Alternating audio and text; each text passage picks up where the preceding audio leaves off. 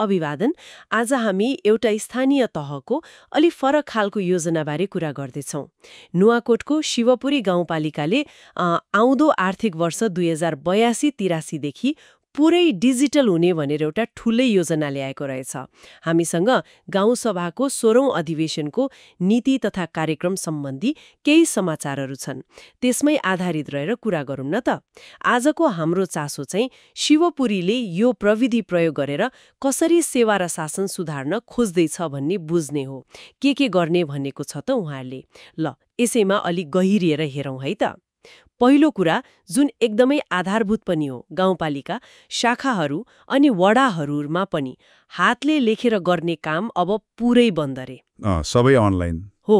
सिफारिसहरू अनलाइनबाटै दिने अनि राजस्व पनि सफ्टवेयरबाटै उठाउने। यो त नेपाल सरकारले भनिरहेको त्यो ई-शासन कागजविहीन अफिस भन्ने अवधारणाकै स्थानीय कार्यान्वयन जस्तो देखियो। हो नि, होइन र? हो त। यसको राम्रो पक्ष भनेको सिद्धान्त त सेवा छिटो हुनु पर्यो, झन्झट कम हुनु पर्यो, होइन? फाइल हराउने, ढिला हुने समस्याहरू कम होलान् कि। तर मुख्य कुरा के हो भने के यसका लागि चाहिने प्रविधि, तालिम, कर्मचारी सबै तयार छन् त? त्यो प्रश्न महत्त्वपूर्ण छ। हो, घोषणा गर्नु एउटा कुरा, कार्यान्वयन अर्कै। ठ्याक्कै। अनि अर्को, उहाँहरूले खुल्ला सरकार अनुसार मिडियालाई सूचनामा पहुँच दिने भन्नुभएको छ। त्यो राम्रो हो, जवाबदेहिता बढ्छ। त्यो त प्रक्रियाको कुरा भयो। तर यहाँ अर्को एउटा अझै ठूलो योजना पनि रहेछ। शिवपुरी गाउँपालिकाको डिजिटल गाउँ प्रोफाइल बनाउने रे। Digital profile? हो। यसमा पालिकाको स्रोत साधन सेवा केन्द्रहरू मात्रै होइन, पालिकाभित्रका सबै नागरिकको पेशा, व्यवसाय, सामाजिक आर्थिक अवस्था, रोजगारी जस्ता सबै विस्तृत विवरणहरू राख्ने रे। ओहो, यो त निकै महत्वाकांक्षी योजना रहेछ। मतलब एकदमै विस्तृत डेटाबेस बनाउन खोजेको देखियो। हो नि।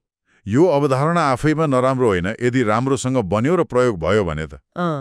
गाउँपालिकाले अनुमानको भरमा होइन कि वास्तविक तथ्याङ्क हेरेर योजना बनाउन सक्ला। जस्तो कहाँ के आवश्यक छ भनेर थाहा हुन्छ। हो, कहाँ कस्ता बेरोजगार छन्, कहाँ स्वास्थ्य शिक्षा पुगेको छैन, यस्तो थाहा भएपछि कार्यक्रम बनाउन सजिलो हुन्छ नि।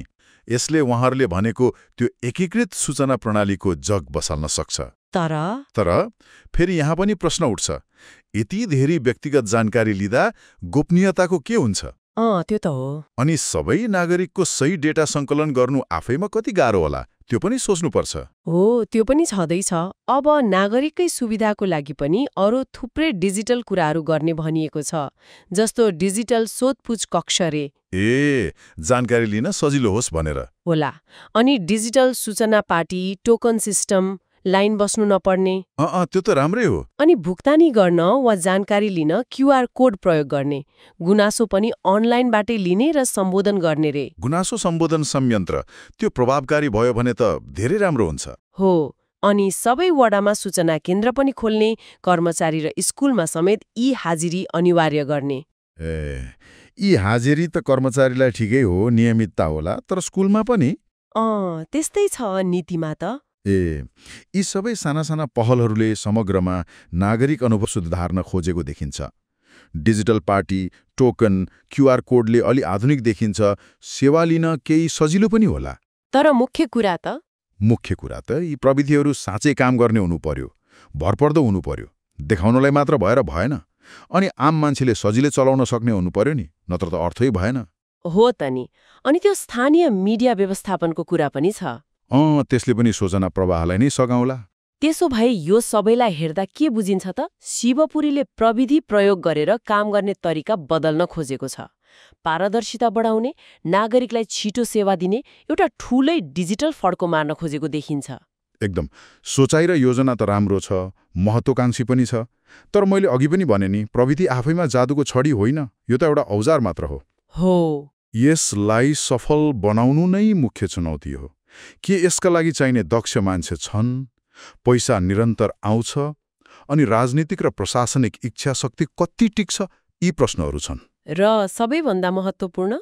हो, सबैभन्दा महत्त्वपूर्ण, प्रविधि नचलाउने, चलाउन नजान्ने वा पहुँचै नभएका मान्छेहरू नि। उहाँहरूको लागि के? उहाँहरूलाई यो डिजिटल यात्रामा कसरी सँगै लाने? कतै उहाँहरू झन् पछाडि पर्ने त होइनन्?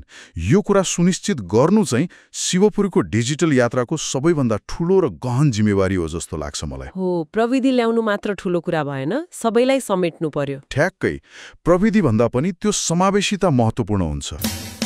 आनन्द गहना पसल यहाँ सुन चाँदीको आधुनिक गरगहना बनाउनुका साथै शुभ कार्य, विवाह, व्रतबन्ध, पास्ट्रीका लागि अर्डर बमोजिमका गरगहनाको साथै तयारी गहना पनि पाइन्छ। बाजेको पालादेखि सबैभन्दा पुरानो र विश्वासिलो सुन चाँदीको ज्यासल पसल आनन्द गहना पसल, त्रिशुली भित्री बजार, प्रोपाइटर आनन्द साक्य। फोन 010 560 235।